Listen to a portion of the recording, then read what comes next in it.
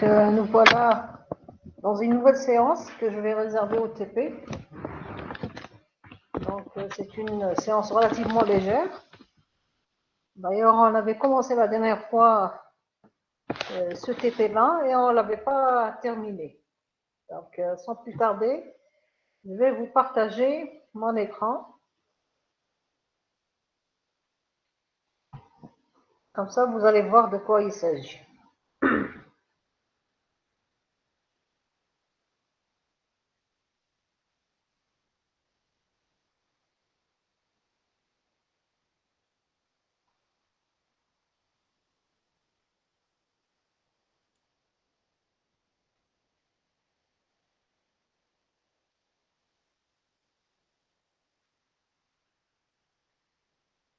Voilà, donc la dernière fois, on voulait mettre en place la notion de méthode abstraite et d'interface. Donc, je ne sais pas si je peux retrouver le TP, peut-être que je l'ai décrit, mais je ne l'ai pas encore terminé en termes de préparation PowerPoint.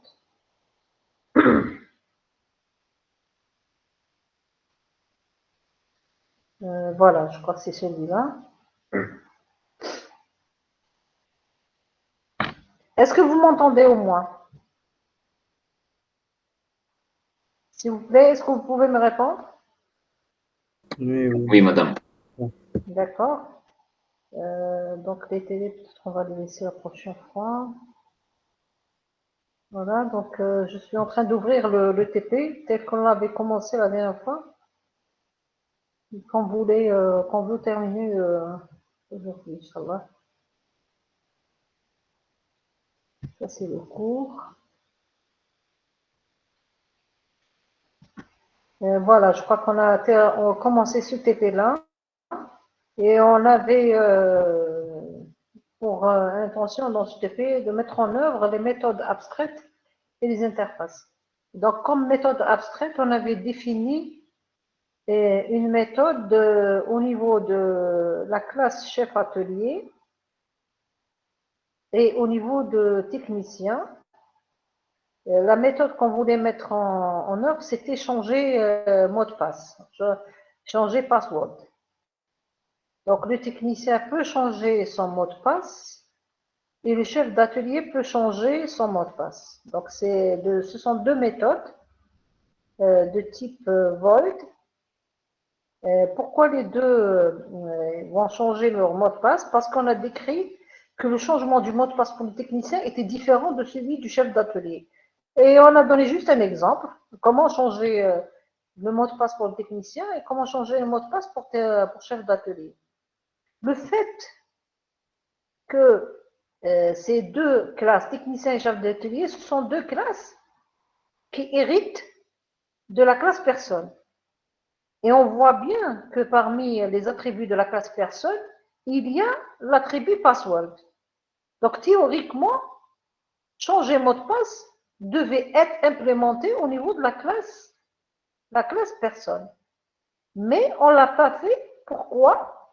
Parce que nous voulions que le changement du mot de passe se fasse de façon différente pour le technicien et pour le chef d'atelier. Donc, si on devait l'implémenter ici, ça ne marcherait pas parce qu'il y aurait deux façons de changer le mot de passe.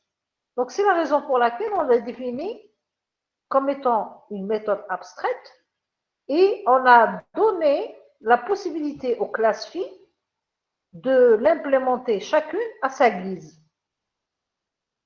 Et on a rajouté parmi aussi une méthode abstraite le string. Donc, juste pour dire que dans une classe, je peux avoir plusieurs méthodes abstraites que peuvent être implémentées par les classes filles de façon différente.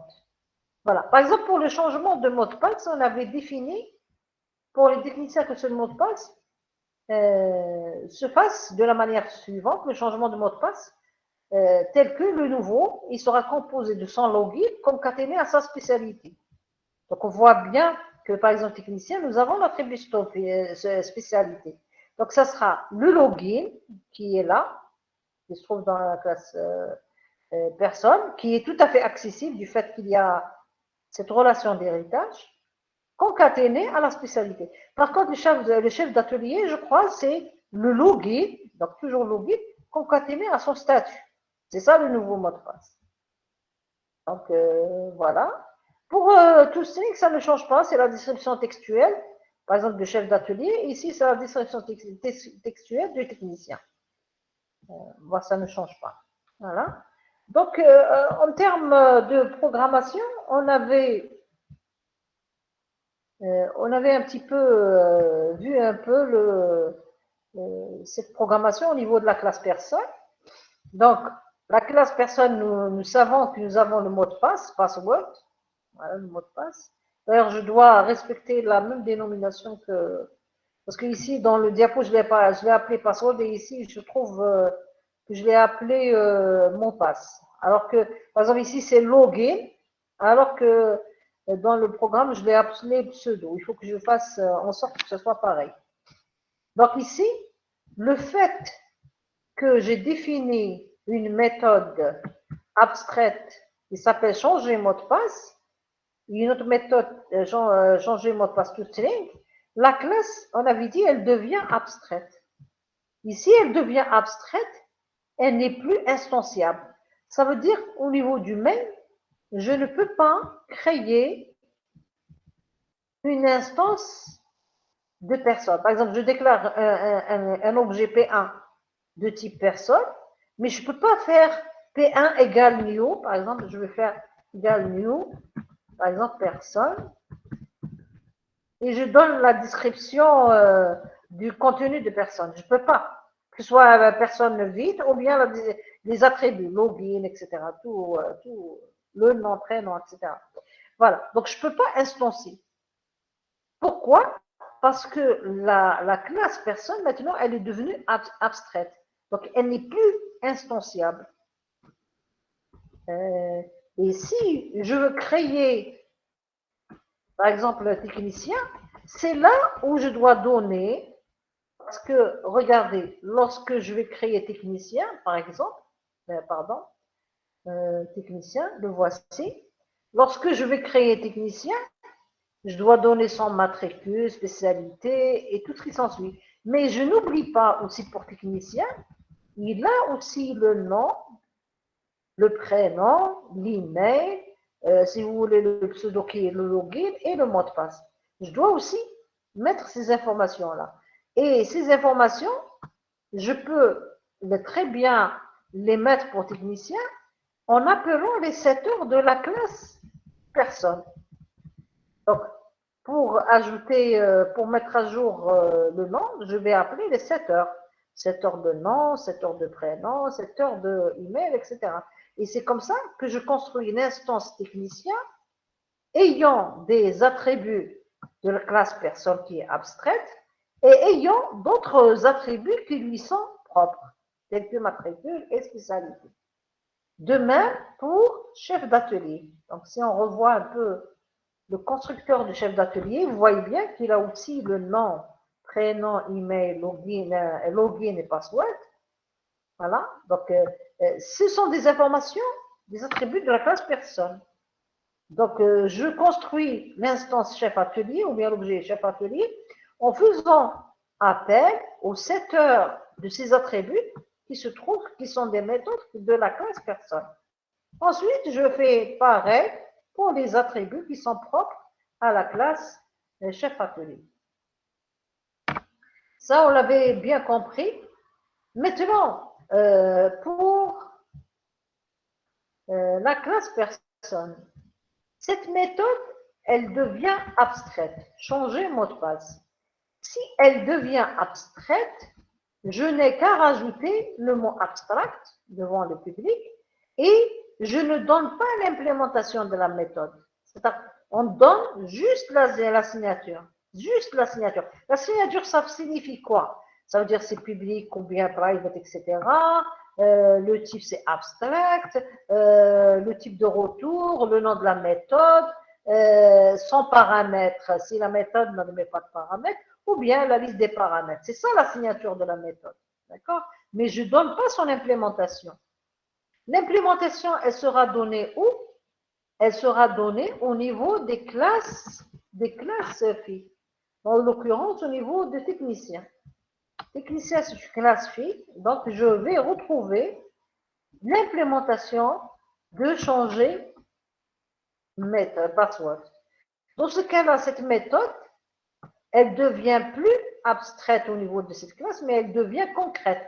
Parce que son implémentation se fait à ce niveau-là. On voit bien qu'il y a le code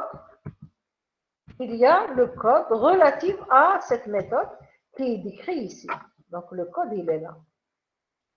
On voit bien qu'on a concaténé le login avec la spécialité pour le nouveau mot de passe de ce technicien.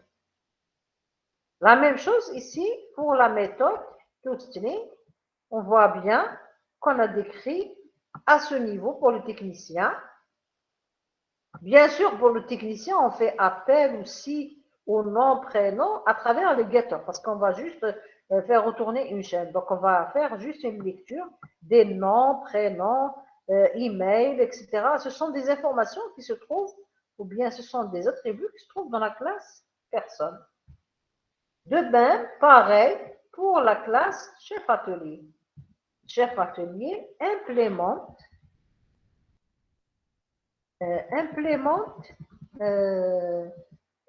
changer mot de passe. Voilà. Donc ici, vous avez changer mot de passe qui est ce code-là. Donc, ce sera le nouveau mot de passe qui est le login ou bien le pseudo.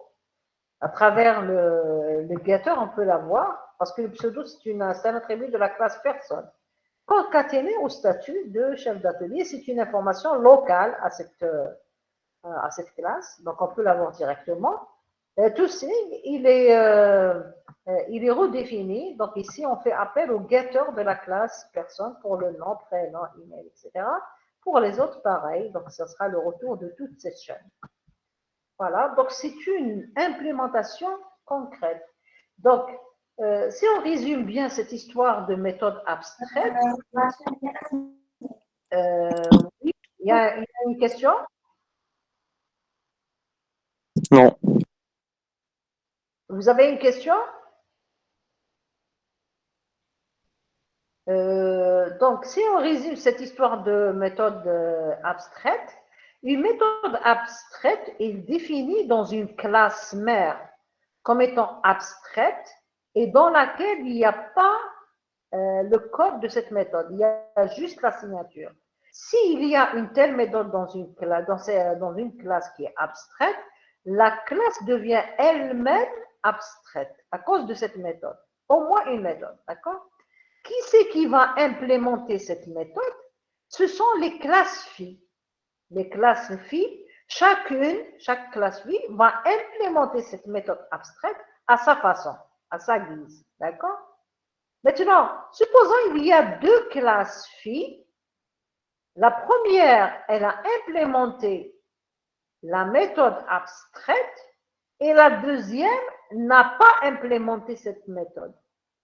Eh bien, cette deuxième classe, puisqu'elle n'a pas implémenté la méthode abstraite de la classe mère, elle va rester comme étant abstraite elle aussi. Supposons ici, on n'a pas implémenté pour chef atelier la méthode changer password et la méthode toString. Supposons qu'il n'y avait pas cette implémentation. Donc, s'il n'y a pas cette implémentation, regardez, on obtient une erreur. Parce que ils vous disent que chef atelier doit implémenter les méthodes héritées abstraites qui sont changer password et toString. Dans ce cas-là, qu'est-ce qu'on doit faire pour régler ce problème-là? Donc, il faut que cette méthode cette classe reste toujours abstraite. Si une classe phi n'a pas implémenté les méthodes abstraites de sa classe mère, eh bien, cette classe phi, elle reste aussi comme étant une classe abstraite, en espérant que cette classe phi aura une autre, sera la classe mère d'une autre classe phi qui va hériter d'elle, et cette nouvelle classe phi qui va hériter d'elle va implémenter les méthodes. Voilà, donc je refais. Donc, je reviens à notre. Donc, ici, il n'y a pas de problème dans la chef atelier, c'est parce que cette classe phi, elle a implémenté les deux méthodes abstraites de sa classe mère qui sont changer mot de passe et tout ça. Si elle ne les a pas implémentées, elle va rester abstraite. Voilà. Donc maintenant, on arrive à cette histoire d'interface. Et je vous ai montré la dernière fois, donc à travers l'éditeur UML. Moi, je travaille sur un éditeur qui s'appelle Star UML. Donc, c'est un éditeur qui me permet de dessiner mes différents diagrammes, en l'occurrence le diagramme de classe. Et on avait dit que pour... Il va bouger là parce qu'il est un petit peu coincé.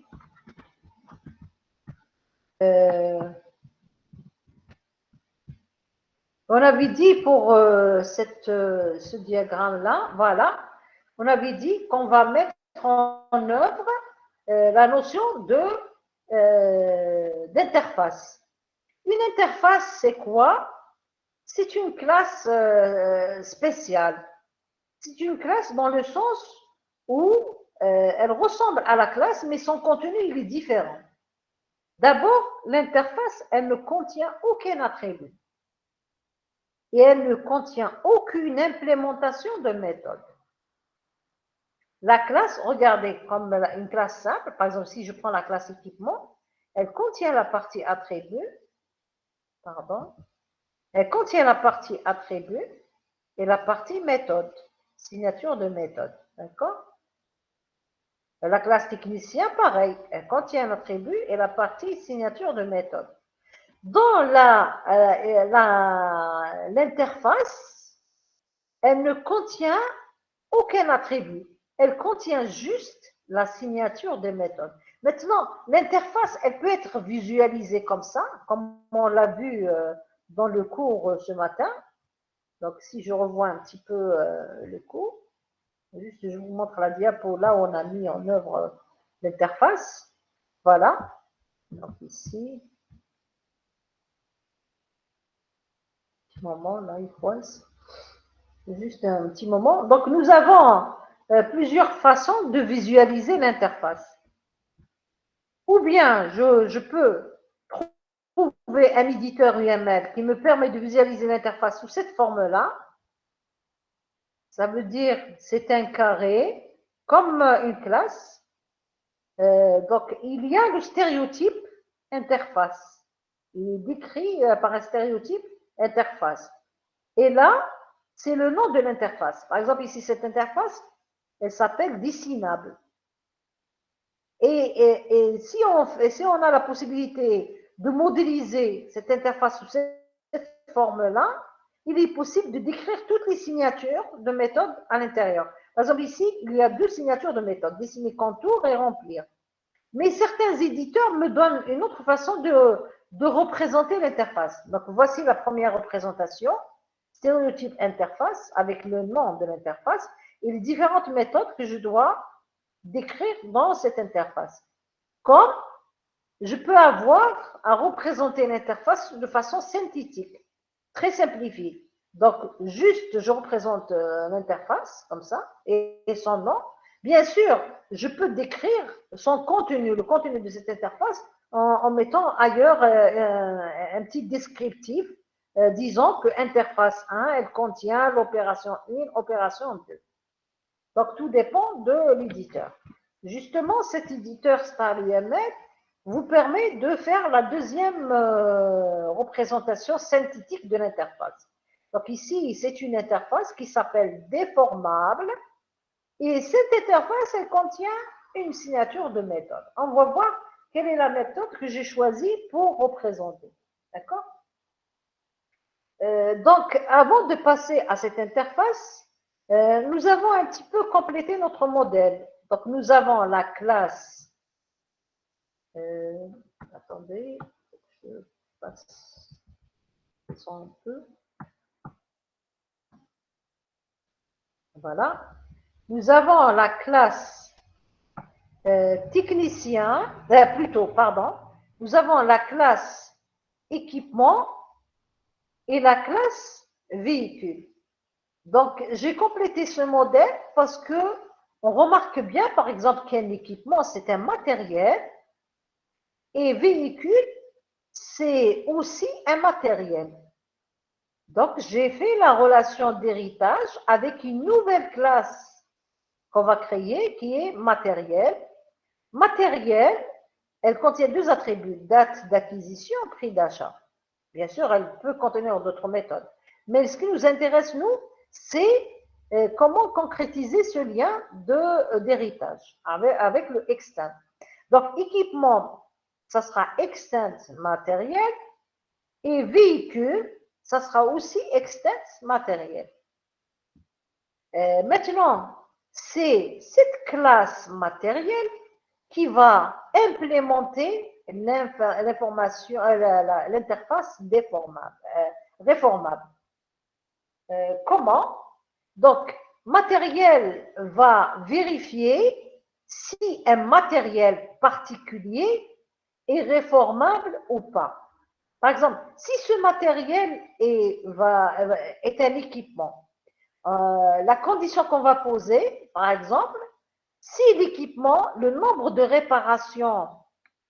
réparations effectuées sur l'équipement a dépassé 10. Si on a fait plus de 10 réparations sur un équipement, donc, la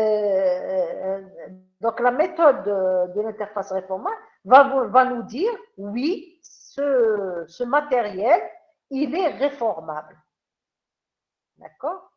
La deuxième condition, si on vérifie qu'un matériel est-ce qu'il est réformable ou pas, donc c'est un booléen qui va être rendu, est-ce qu'il est réformable ou pas, et qu'il s'avère que ce matériel, c'est un véhicule, ce n'est pas un équipement, on va vérifier, est-ce qu'il a été acquis dans une date antérieure à 2010, 31/12/2010, et est-ce que sa marque est la marque Peugeot? Donc, si les deux conditions sont réunies, donc la méthode de l'interface réformable va nous dire oui, elle va nous dire un true, va nous rendre un true, disant que ce matériel qui est en fait un véhicule, il est bel et bien réformable, donc il faut le réformer. Maintenant, comment on va faire? On va mettre à jour l'information que ce matériel véhicule est réformable. Donc ici, on a rajouté, n'oubliez pas ici, pour l'équipement, nous avons des informations concernant l'équipement. Parmi les informations, nous avons état de l'équipement. Donc, état de l'équipement, ça sera réformé, en panne, etc. Donc, je vais vous montrer dans l'énumération ce qu'on va mettre dans l'état de l'équipement. La même chose, on va rajouter état du véhicule qui est de type état. Sachant que état, c'est une énumération. Pour énumérer tous les états possibles d'un équipement ou bien d'un matériel. Par exemple, un équipement, il peut être en panne, il peut être réformé, il peut être en réparation. Il y a plusieurs états de l'équipement. La même chose pour les véhicules. Il peut être réparé, il peut être en réparation, en panne, réformé, etc. Donc, je passe. Donc, voici le modèle qu'on voudrait mettre en place. Et voici la description un petit peu de notre interface. Donc, d'abord, avant de passer à l'interface, donc je vais laisser que les choses qui nous sont, voilà, qui nous intéressent pour l'instant, réparation, atelier, technicien. Donc, je vais fermer tout ça pour ne laisser que les choses qui nous intéressent pour l'instant. Yes. Donc, je prends l'équipement. Dans l'équipement, on a rajouté Et l'information état de l'équipement. Voici l'information. On a rajouté l'état de l'équipement. État équipement. Donc voici l'attribut. Il est de type état. Et dans la classe véhicule, on a rajouté l'information état d'un véhicule qui est de type état. D'accord? Maintenant, état, c'est une énumération. Donc, essayons de voir ce que ça contient état. Voilà, état. Ça contient l'information réformée, en service, en panne, en réparation ou bien rien. Je ne décris rien du tout pour l'état de l'équipement. Par exemple, il n'y a rien, donc néant, lorsque j'achète un équipement ou bien un véhicule. Donc, il n'a aucun état, il est néant. D'accord? Ensuite, il va être mis en service pour commencer à fonctionner. Ensuite, il peut tomber en panne. Ensuite, il peut être en réparation.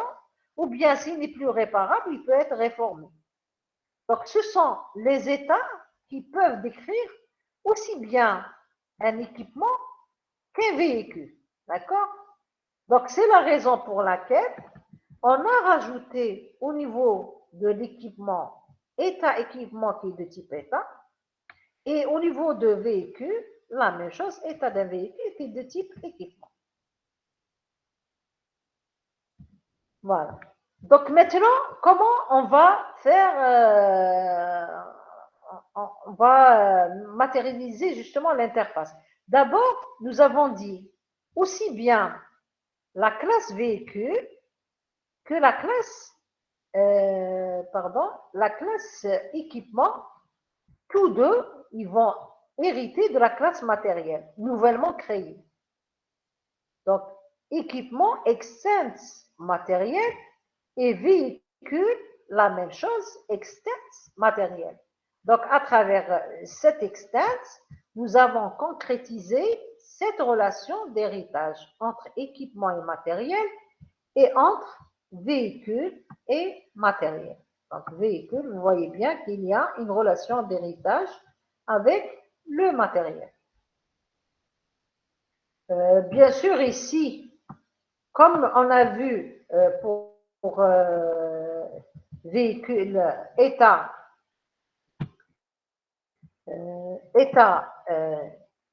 véhicule, ici dans l'équipement, bien sûr, on doit rajouter justement cet état équipement.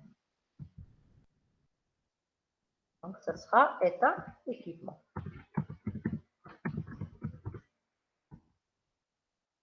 Voilà. Et l'état de véhicule et équipement, c'est pareil. Ils peuvent être réformés en panne, en service, etc. Voilà. Donc, nous avons vu cette relation. Maintenant, regardez, la classe matérielle, elle va réaliser, realize, ou bien implémenter l'interface réformable. Donc, elle va implémenter l'interface réformable. Donc, ici, il faut qu'on implémente, justement,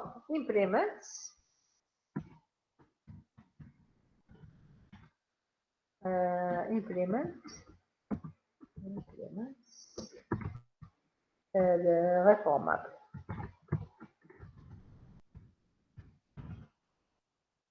Voilà, on va implémenter l'interface réformable. Maintenant, qu'est-ce qu'il y a dans cette interface réformable?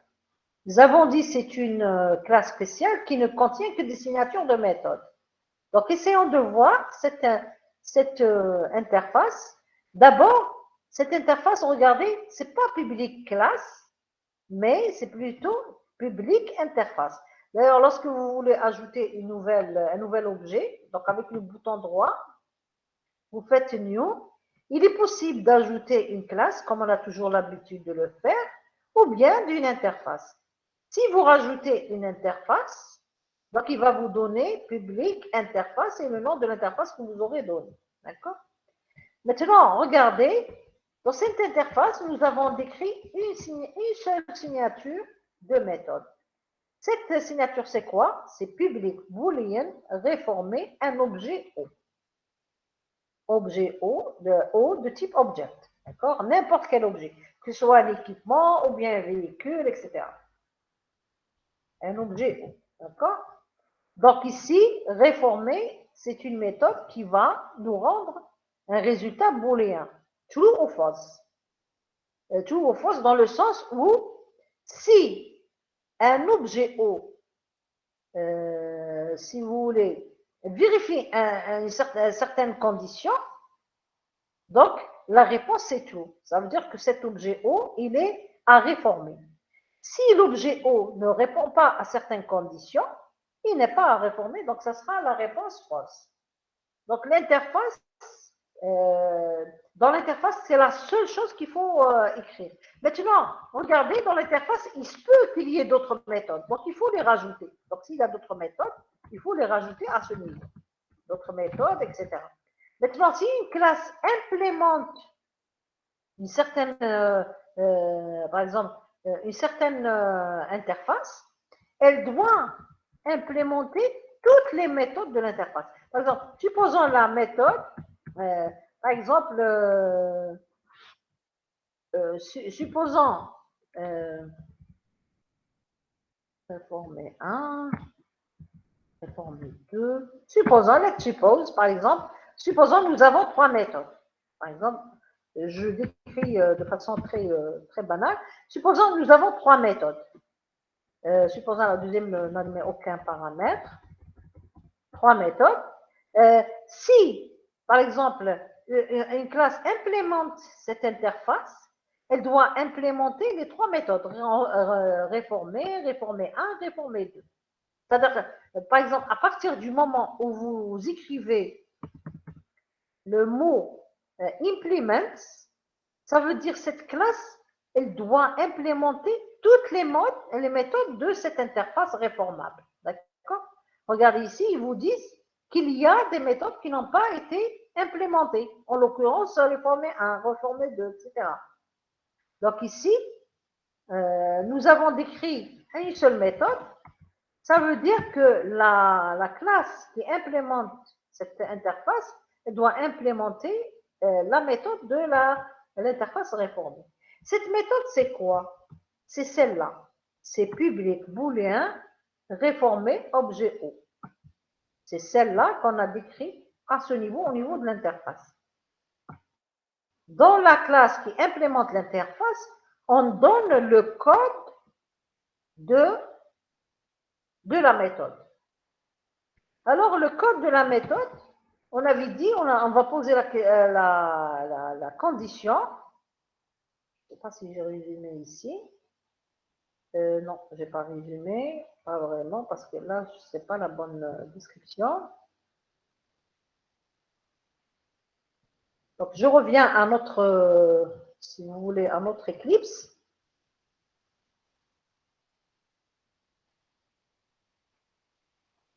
C'est un petit peu long.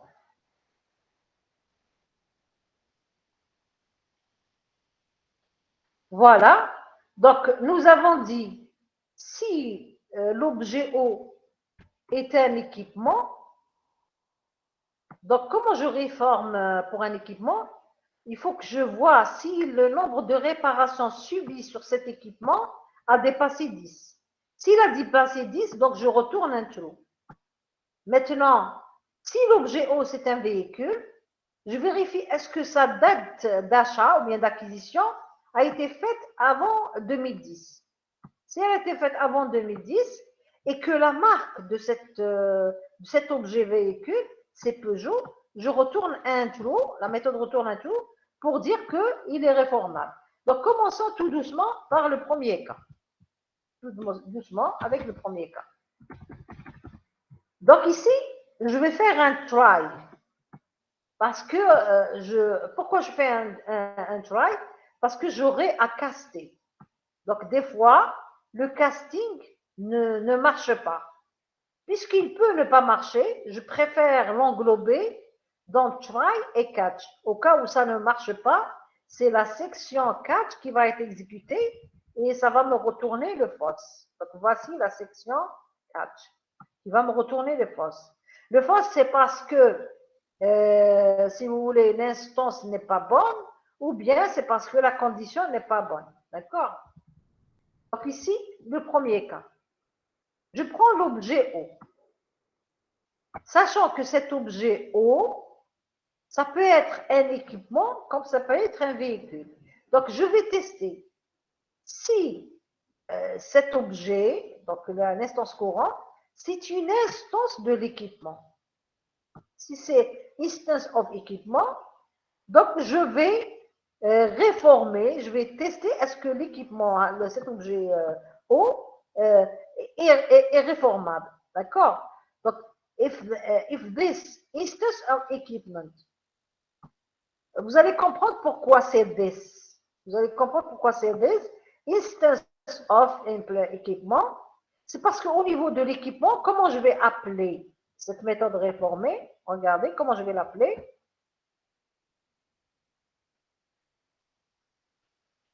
Je vais appeler cette méthode réformée comme ça. This.réformer E. Donc, j'ai une méthode au niveau de l'équipement qui dit, c'est une méthode void, réformer un équipement E, par exemple, un équipement E. Réformer avec un équipement E. Donc, je vais appeler this.réformer E. Ça veut dire, je vais appeler cette méthode this, donc, point réformer E.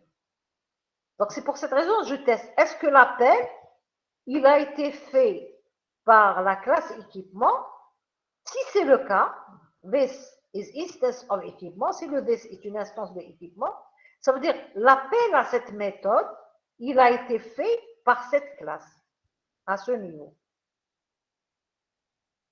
Si c'est le cas, qu'est-ce que je fais? Je vais caster. Parce que n'oubliez pas, O est de type object. Je vais le caster, enfin le sous-caster, pour le rendre équipement. D'accord? Pour le rendre équipement. Sachant que ce casting, il est presque sûr parce que si l'appel a été appelé par la classe équipement, la classe équipement, ce qu'elle m'a mis en paramètre, c'est E qui est de type équipement. Donc, quand l'appel arrive ici, donc ici avec object, dans ce cas-là, je vais casser cet objet en équipement. Bien sûr, je le récupère sous forme d'un équipement. D'accord? Maintenant, je vais voir pour cet équipement combien de réparations on lui a fait subir. Donc, on va mettre get list réparation .size. Si le nombre de réparations de cette liste dépasse 10, on va retourner le true. Maintenant, liste de réparation, comment on l'a eu? Comment on a eu cette information? Parce qu'au niveau de la classe équipement, n'oubliez pas dans le modèle, ici vous avez un équipement, il peut subir 0 à plusieurs, il peut avoir 0 à plusieurs réparations. Donc la liste de ces réparations, je peux les insérer ici. La liste de ces réparations, je peux les insérer ici. D'accord? Donc ici, dans la classe équipement, si vous voulez, je rajoute une liste de réparations de l'équipement. La voici, je rajoute une liste de réparation de l'équipement. À cause de l'association 0 étoile, d'accord? Donc, cette liste, bien sûr, je la remplis à chaque fois qu'il y a une nouvelle réparation, etc., une suppression d'une réparation, etc. Je peux la remplir.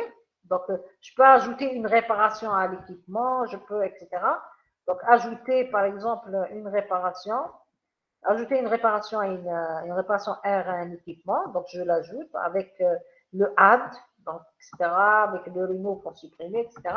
Donc, c'est une liste que je peux très bien manipuler, liste de réparation. Donc, ici, j'arrive ici, je sais que cet objet a été casté en équipement. Maintenant, je peux utiliser le getter de liste et réparation. Donc, E.get liste de réparation, point la méthode size qui me donne la taille de cette liste de réparation. Ça va me parce que cette liste de réparation, qu'est-ce qu'elle contient? Elle contient des réparations. Réparation 1, 2, etc. Point size, ça va me donner la taille. Combien de réparations il y a dans cette liste. Donc, je vais tester si le nombre de réparations de cette liste dépasse 10.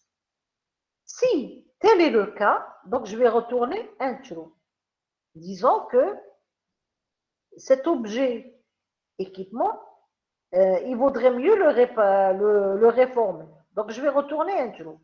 Dans ce cas-là, dans la classe équipement, quand je vais tester if this.réformer E et que ça va me retourner un true, que la condition est vraie, dans ce cas-là, je vais changer l'état de cet équipement en réformé. Donc, E.set état équipement.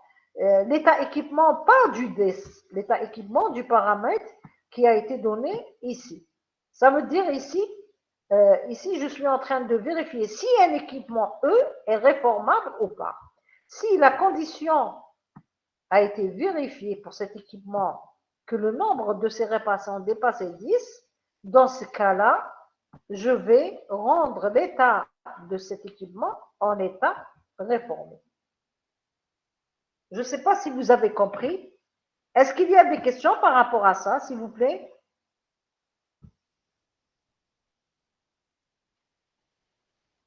Des questions par rapport à ça? Je peux vous refaire l'explication. Est-ce que vous avez des questions par rapport à ça?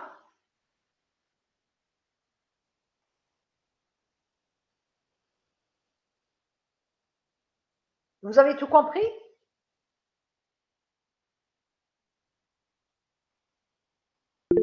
Donnez-moi signe de vie. Il y a quelqu'un qui Je a pense que c'est écrit. Oui, madame, كملي. D'accord. Donc ici, pareil. Donc ici, on a testé pour l'équipement. Donc finalement, si on résume, la classe équipement va appeler une méthode réformée. Cette méthode réformée, elle a été implémentée par la classe mère. Elle n'a pas été implémentée au niveau de l'équipement. Elle a été implémentée par la classe mère. Donc réformée, voilà. Donc, quand équipement va faire l'appel, donc il va faire l'appel avec des.réformer E.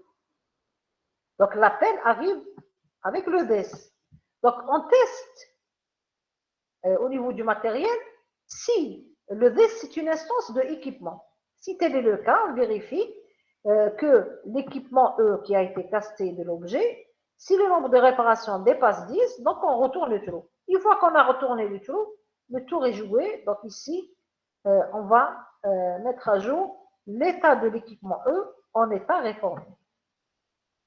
Pareil pour le véhicule. Donc le véhicule, pareil. Donc ici, on va appeler la méthode réformée avec un paramètre V de type véhicule. Donc quand l'appel arrive, donc il va essayer de tester, est-ce que c'est une instance d'équipement? Non. Dans ce cas-là, il va voir la suite. Ce n'est pas cette partie qu'il va exécuter. Il va exécuter le else. Le else, qu'est-ce qu'il dit? Donc, il va caster l'objet O donné en paramètre ici en véhicule. D'accord? Si le casting se passe bien, dans ce cas-là, il va tester. Est-ce que la date d'acquisition de ce véhicule, elle a été faite avant cette date-là, avant le 2010? Et est-ce que la marque de véhicule, c'est égal à Peugeot? Si les deux conditions sont vérifiées, donc il va retourner le true. Dans le véhicule, la classe véhicule, si le test d'espoir réformé V, ce véhicule V, c'est true, donc on change l'état de ce véhicule en état réformé. Donc pareil que l'équipement. Sauf que les données, elles sont différentes. D'accord? Et si ce n'est pas un équipement, ce n'est pas un véhicule, c'est sûr qu'il va exécuter la partie catch, et dans ce cas-là, la partie catch, on va délivrer à la fin le false. Dans les deux situations, c'est le false qui va être, si vous voulez, il va être rendu à la fin du traitement. Donc voilà un petit peu l'implémentation de cette interface réformable. Est-ce qu'il y a des questions? S'il vous plaît. N'oubliez pas, donc une interface qui contient des signatures de méthode, n'importe quelle classe peut l'implémenter. Ça veut dire l'interface, elle peut être implémentée par la classe matérielle. Je peux trouver, par exemple, une autre classe qui peut implémenter aussi. Donc, sans passer par matériel. Est-ce que, par exemple, équipement, sans passer par un matériel, est-ce qu'elle peut implémenter l'interface? Oui, elle peut implémenter l'interface. Donc, par exemple, ici, au niveau d'équipement, ça. Donc, au niveau de l'équipement, je peux trouver, par exemple, externe matériel, implements, je ne sais pas si on peut le faire, implements, réformable.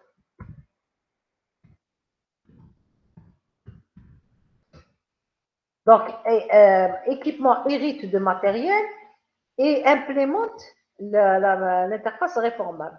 Mais s'il implémente l'interface réformable, donc cette interface doit être implémentée par la classe équipement. Quoique, comme il y a l'héritage donc il y a une certaine référence à un tiret circulaire. Donc peut-être qu'il faut donner une autre classe, par exemple. Attendez, on va essayer de prendre n'importe quelle autre classe.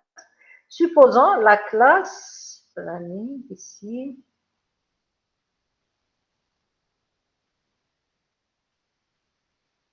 Fournisseur. Supposons, let's suppose, implements, réformable. Donc, regardez, la classe fournisseur implements réformable. Cela veut dire quoi? Cela veut dire que, quelque part, je dois écrire un certain code, par exemple, un certain code de la classe, de la méthode réformée. Donc, quelque part, dans le code de cette classe, je dois retrouver, par exemple, une implémentation particulière de la méthode réformée. Donc, réformée, voilà, comme ça. Et je fais le nécessaire pour faire donc, try, par exemple, ici, c'est la classe fournisseur. Je ne sais pas dans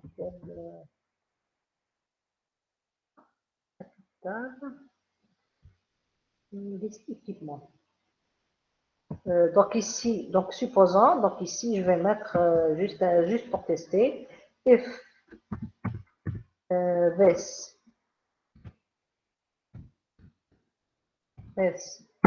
list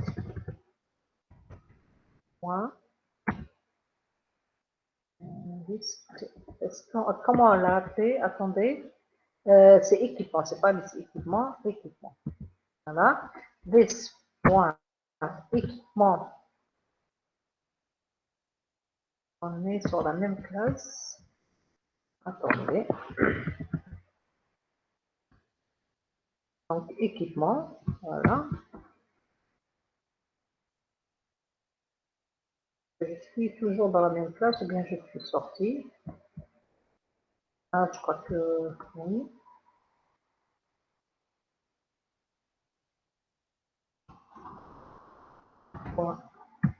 Équipement. Supposons point size. Voilà.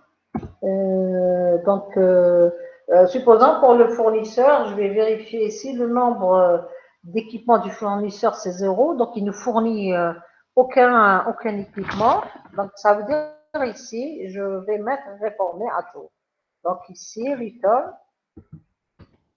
Exemple, c'est juste un exemple. C'est juste pour vous montrer que return, ce n'est pas simplement les classes filles d'une certaine classe qui implémentent return true. Voilà.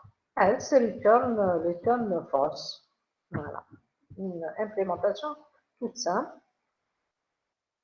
de, de cette méthode réformée.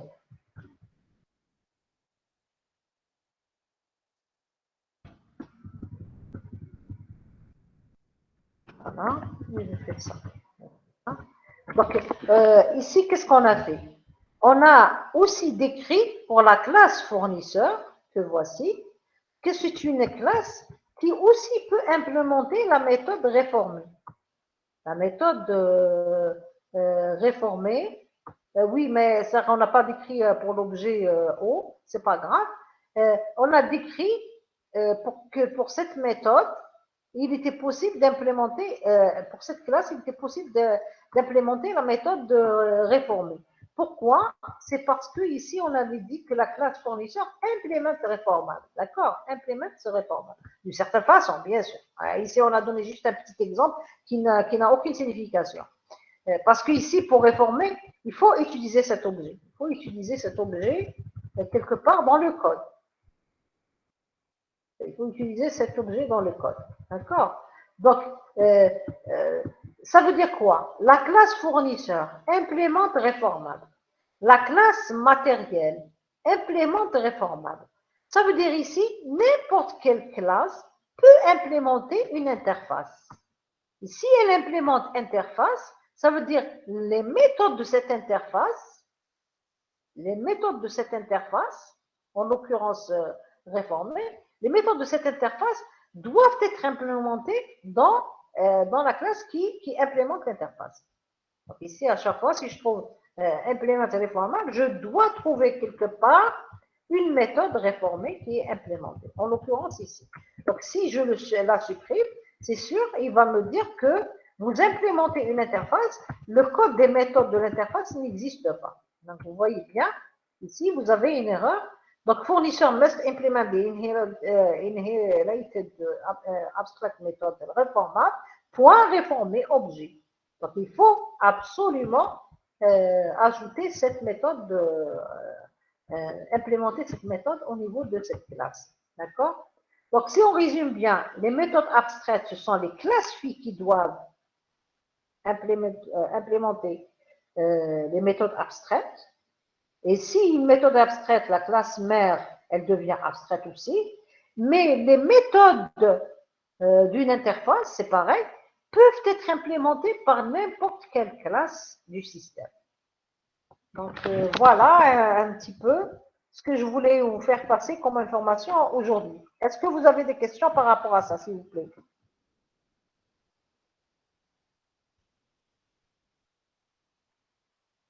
S'il vous plaît. Bien sûr, je vous résume tout ça sur le PowerPoint et je vous envoie. D'ailleurs, je dois vous envoyer pas mal de choses cette fois-ci parce que ça fait un moment que je ne vous ai pas envoyé des ressources. D'accord? Est-ce que vous avez des questions? S'il vous plaît, il vaudrait mieux poser des questions parce que bientôt vous allez faire le test de TP et d'ailleurs même le test sur les use cases. Donc, il vaudrait mieux que vous posiez des questions. Est-ce que vous avez tout compris?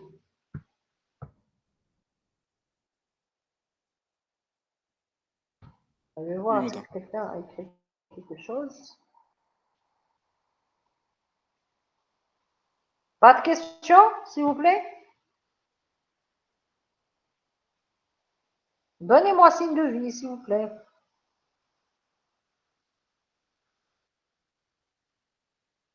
Donc, si vous permettez, s'il n'y a pas de questions, donc je vais arrêter la séance. Je pense qu'une heure suffit parce que quand même vous avez été trop chargé aujourd'hui. Donc, on pourra. Je ne sais pas si je vous fais TP samedi. Est-ce que vous allez venir samedi à Belzoua?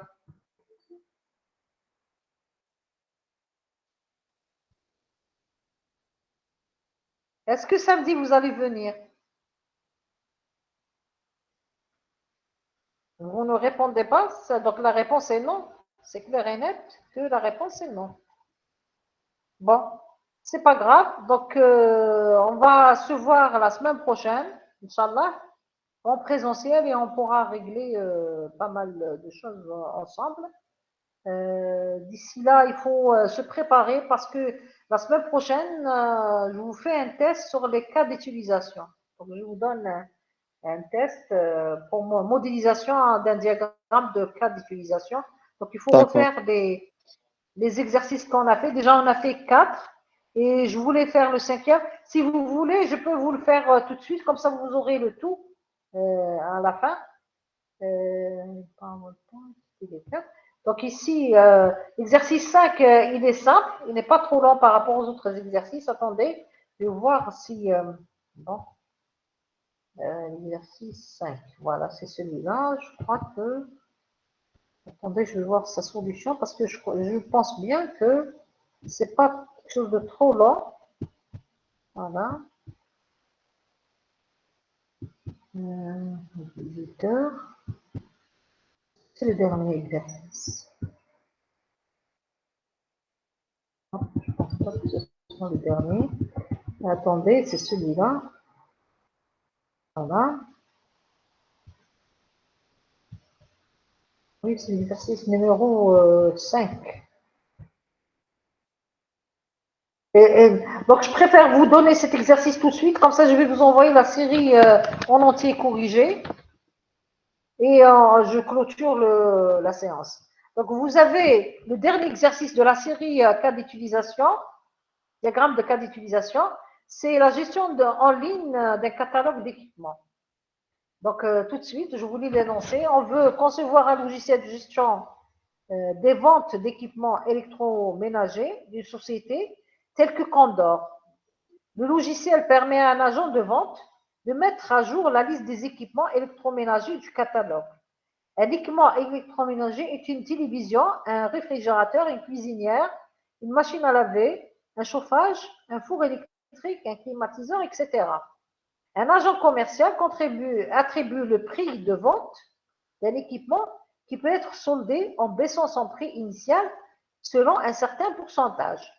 S'il est absent ou en cas de grand arrivage d'équipement, il est assisté par l'agent de vente. Cet agent commercial, il peut être assisté par un agent de vente. L'agent de vente enregistre les données des clients particuliers ou non particuliers, tels que des entreprises, des services publics, etc. Les clients sont en général des acheteurs ou des revendeurs d'équipements. L'agent de vente enregistre les achats et les achats groupés d'équipements d'un client qui peut bénéficier d'une réduction si le montant des achats dépasse un seuil.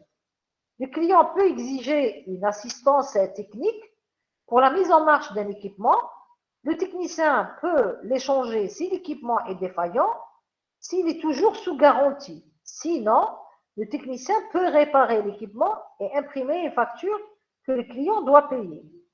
Le directeur établit un plan prévisionnel de vente réalisé et édite un plan prévisionnel du chiffre d'affaires à réaliser. Il peut consulter le bilan chiffré des ventes réalisées et des travaux de réparation effectués. Toutes les opérations sont exécutées après identification. Donc, il y a identification, ça veut dire il y a s'authentifier. Mensuellement, le système sauvegarde les transactions de vente réalisées et compare le chiffre d'affaires au prévu. En cas de grand décalage, il affiche une alerte. Le visiteur du site peut consulter les offres de vente promotionnelle et le planning des périodes de solde. Donc, on vous dit, modéliser ça à travers un diagramme de cas d'utilisation. Donc, si on regarde l'énoncé, on voit bien qu'il y a des acteurs qui émergent de cet énoncé-là, parmi lesquels on trouve l'agent de vente. Ce mot se répète plusieurs fois parce que l'agent de vente, il fait des actions.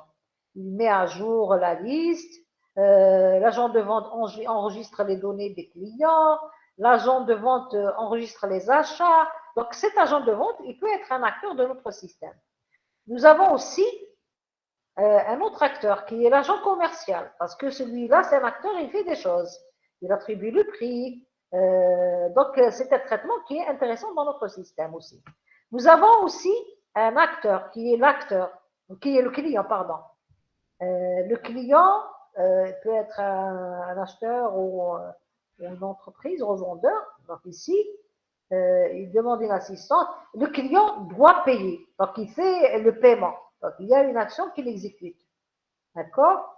Il y a aussi un acteur qui peut être intéressant, qui est le technicien, parce que celui-là échange des équipements, ou bien répare l'équipement. Il y a le directeur. Le directeur, il établit des choses, le plan prévisionnel, il va éditer. Il y a aussi le système qui fait des sauvegardes. Donc, c'est un acteur qui peut être autonome, il se déclenche automatiquement pour faire des sauvegardes.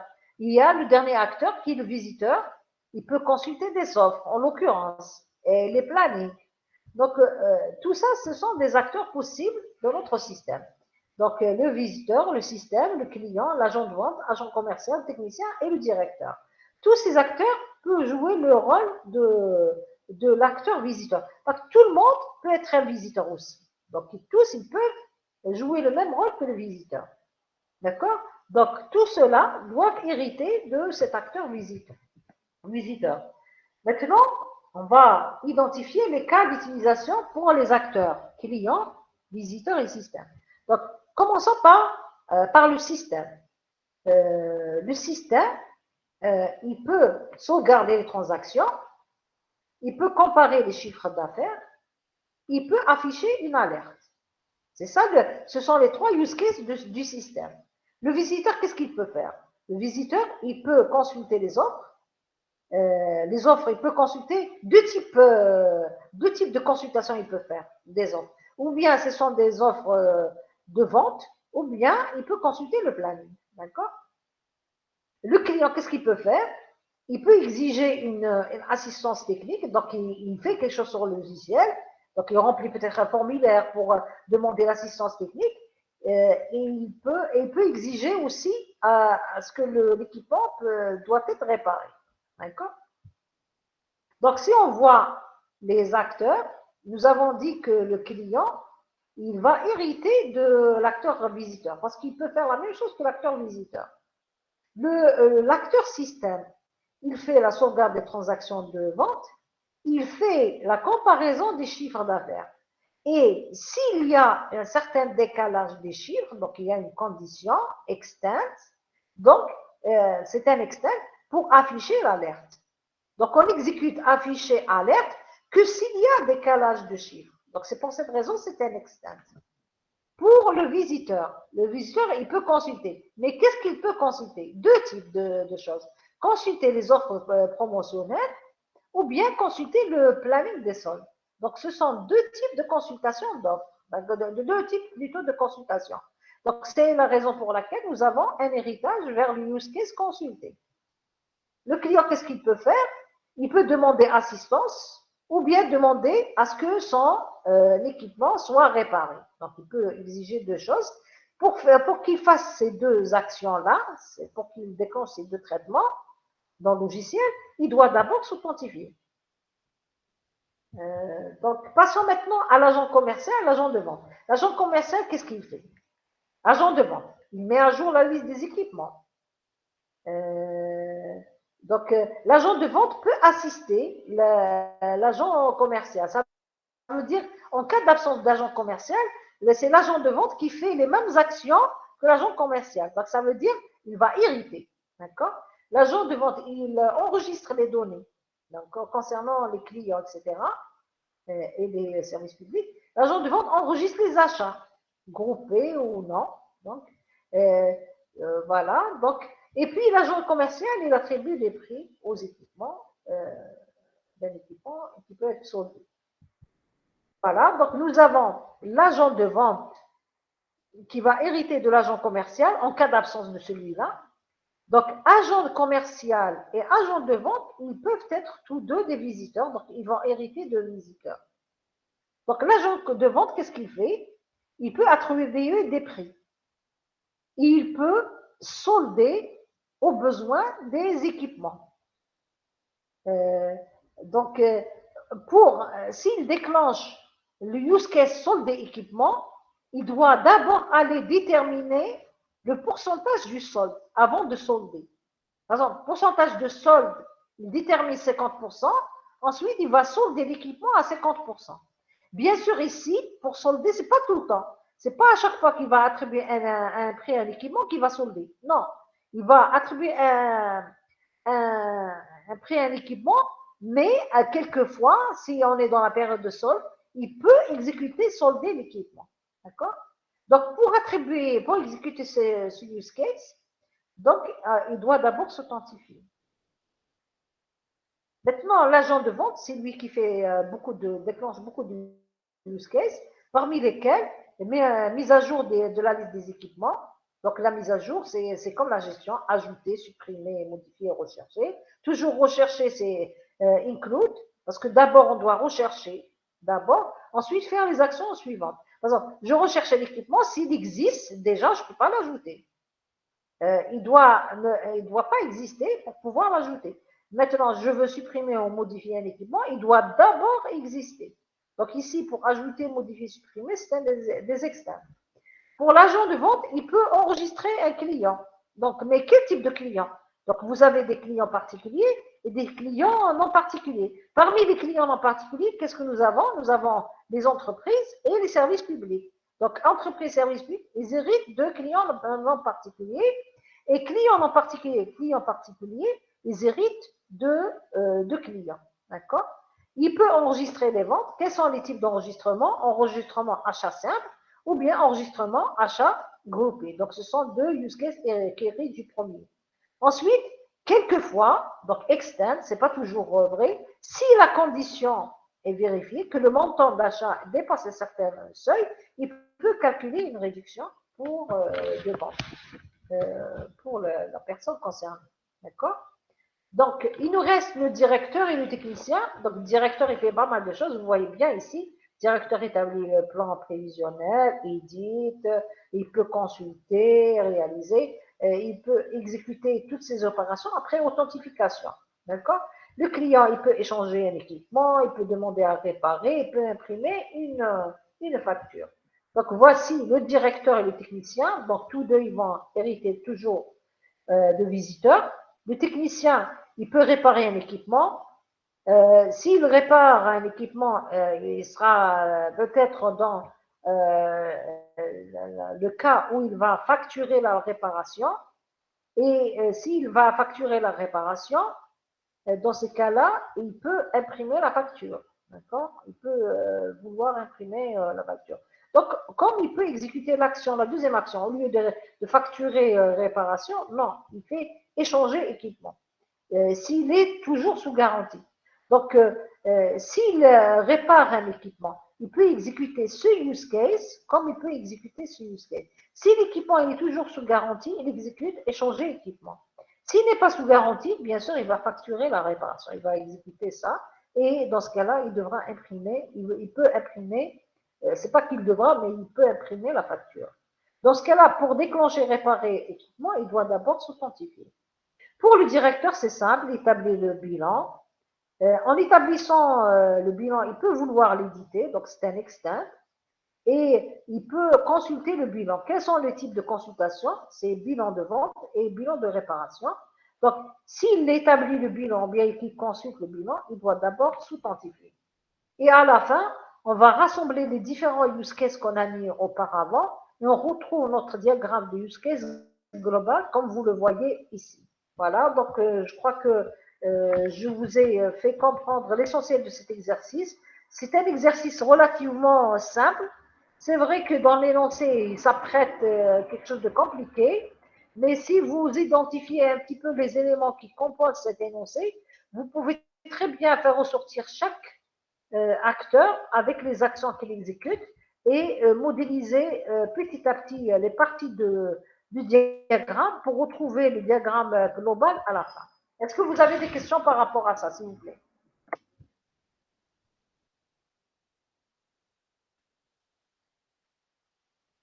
Donc, si vous n'avez pas de questions, ce que je dois vous envoyer, moi, c'est la série d'exercices corrigés. Je vous demande de vous préparer parce que la semaine prochaine, je vous fais un test sur les diagrammes de cas d'utilisation. D'ailleurs, je vous envoie un email dans ce sens-là.